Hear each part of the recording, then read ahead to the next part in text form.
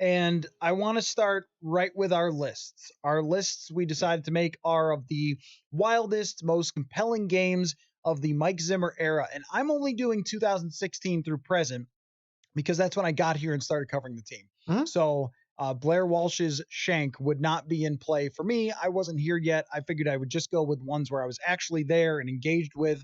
Unless you wanted to mention the game where Kyle Orton beat the Vikings in 2014, because I was covering that game. Mackie and I did vent line from that one. I'm after sure that, that was super fun. What a glorious game that was. That's right. Chad Greenway not getting back far enough to stop Scott Chandler. Okay, so who wants to go first here? You want to go first, Judd? Sure. With your list, do we want NFL music behind this? I see no reason not to. I think this is very listicle-like, and so therefore we can have NFL films music. Most compelling games in the Mike Zimmer era. All right. Number 5, January 3rd, 2016, which of course reverts to the 2015 season. The Vikings NFC North Division title was won in Green Bay at Lambeau Field. Season finale, Teddy at quarterback. It looked like an era had begun, right? An era was underway, and of course that didn't turn out to be the case. But huge win, very compelling game. Number 4. What about that? I remember Teddy didn't play particularly well. Was it a close game? It was a close game, and I believe that the division title went down to that game. If I'm not mistaken, it was a Sunday night game on January 3rd, and that game but the significance of that game to me was that was going to be the first step of Zim's Vikings exactly as he saw it, which was Teddy at QB for a long, long time, right? And so that was the first step from him taking over Mike in 2014, going 7-9, and everybody said, "Oh, that's great! You won 7 games, bad team." But this was a corner turned. Okay, and to so me, you're involving that game, yes, okay. compelling games, big stakes. All right, stakes. Number 4 on my list, Homer Simpson, would be October 23rd, 2016, at the Lincoln, Philadelphia. That was the Vikings team that went in 5-1 out of a bye, or 5-0 out of a bye. They went into Philadelphia, and you thought, "Oh, this team could be 6-0. Oh, this team is headed to the playoffs for sure." This is a bizarre choice. Oh, this was a terrible football game. It was a terrible football game, but the game itself. Why are you picking bad football games? Well, no, hold on a second. The Packers game was not a bad football game, but you asked me what stands out. Zimmer's games that stand out, and these are the games that to me stand out. You can have your 5. Wow. I am taking the rules and applying them to the very bizarre twist, but typical. To the Zolgadian way. Exactly right. So don't say it's not. It's surprising coming from me. It was a 21-10 loss. It was not a good football game, but that was the game where afterwards Zimmer melted down. He's 5-1. How does that not stand out? You're 5-1, and dude, you lost a game. That's too bad. And he said we played soft, which is the worst thing that you can say about a group of football players. See, I'm not saying it's not compelling from what it meant to that season, which is how you seem to have took it. Yes. I'm only thinking as a standalone football game, but that's how I did mine. So okay, well, I did it slightly different. Okay, that's fine. Keep going. Number 3. That was the Jake Long game when Jake Long first appeared as a Viking very briefly. Yes. Number 3 on my list, because I did include playoff games.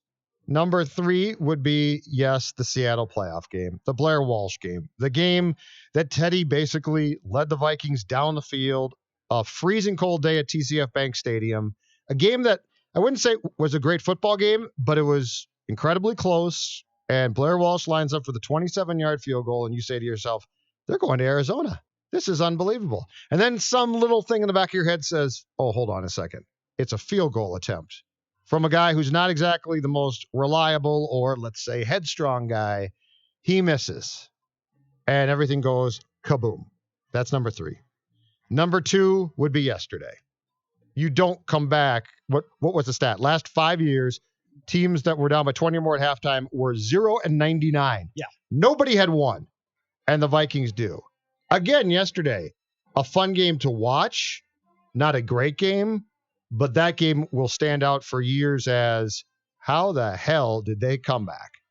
And then, obviously, the top one, not a surprise, the Stephon Diggs catch against the Saints, which has to be number 1 because it's probably one of, I would say that if you were to do the top 5 games in Vikings history, it probably makes that top Yep, 5. yep. And it wasn't just because of one play. The second No. half was great. Drew Brees is playing amazing Everything. football. But that was an incredible football game. It was. Yesterday was not. Yesterday was interesting and head scratching and actually at times absolutely brutal, which made it fun to me. But that game, the Saints game, was an incredible football game. Right. Yesterday had a lot of mistakes, fumbles, penalties, interceptions. That one was a really well played game versus two great teams that ended on a crazy play. Yesterday was poorly coached, poorly played by both teams in a lot of ways. There was a lot of things about that. That was an instructional film on what not to do yesterday. All right, Jonathan, your 5. I assume you took this as just best games. I took it a little bit, yeah. Okay. I had a couple of You be you, Jonathan. You be you. different ways of picking games. I'm going to start and end with New Orleans Saints games. My number 5, New Orleans Saints Vikings, week 1 of the 2017 season. When we saw Sam Bradford come out and throw for nearly 400 yards, and we're all just like, whoa, is this going to be the offense for the season? Is this going to be the Sam Bradford we'd get to see for the entire season? No, it wasn't. But it was still a really fun game to watch that offense play. And you also saw the potential of Dalvin Cook there, which has finally been realized now. But that was a 100-yard game for him in his first ever game. The Vikings got the ball with a chance for New Orleans to still be alive, and they just ran the clock out with Dalvin Cook. It was really impressive. So I could see that one. That was probably really fun for Vikings fans. Number 4 on my list is the game that Judd started with, the division on the line against Green Bay. You're in Green Bay. It's on Sunday Night Football. It's the last game of the entire NFL season, and it all comes down to the final drive when you give Aaron Rodgers a minute left to go, and usually that's where he succeeds, and you end up holding him off and winning the NFC North on that drive. That was a fun one. Good pick. Number 3 would be another Vikings-Packers game, and it's the tie from last year where you come back and you end up tying the game, which as a soccer fan, I like ties, which is weird to see in football. But yeah, you thought my list was weird. But I'm okay with a tie. It was just a fun one to see that offense and Kirk Cousins come back. Down 22-7, they come back. A fun draw. Last year, 2018, again, Vikings-Rams, it was a loss for the Vikings, but you saw nearly 900 yards passing, 8 touchdowns. It was just a shootout, and it wasn't the best defensive game, but it was really fun watching two offenses just go at it. So I had the Packers tie and the Rams loss on my list. So I'll give you the rest. I made just the games that I've covered since the beginning of 2016 that were the most compelling to me. I'll give you the rest that I had. Obviously, the Minneapolis Miracle is... Yeah, that's number 1. We don't even have to talk about anything else in the Zimmer era as far as being number 1. The loss to Detroit in 2016, the first catch ever by Laquan Treadwell in that game. But that was when Pat Shurmur took over as the offensive coordinator, and the offense looked more conducive. They ran a sweep to Rhett Ellison for a potential game-winning touchdown, but Mike Zimmer slightly mismanaged the clock, allowing Matt Stafford to complete a long pass, Matt Prater to kick a field goal from the parking lot, and then Golden Tate to do the impossible and shred a Harrison Smith tackle to go into the end zone. That game was well played and totally bananas. And Detroit was good that year. They went 9-7 that season, so they were a good team. It wasn't like, well, who cares, Detroit? That was a great game, even though they lost. I'll put yesterday on my list as well. One of the few times where you're leaning forward in the seat at the end of a game. Comes down to the final play. Here we go. How often does that ever happen in the NFL where it's legit at the end zone with the ball? Are you going to win or not? And, obviously Denver did not. Thursday Night Football 2016 against Dallas, a 17-15 loss for the Vikings. Color rush game. Mike Prefer is the head coach that game because Mike Zimmer had to have emergency eye surgery. Yep. And they go down, they score. Sam Bradford was great in that game, even though they didn't score a ton of points. He goes down, he scores. It's a Jerick McKinnon lining up in the slot, touchdown throw. Jeremiah Searles, our buddy who comes on the show sometimes, jumps offside, moves them back. Sam Bradford gets hit in the face, which should have been a penalty against Dallas, throws the ball away.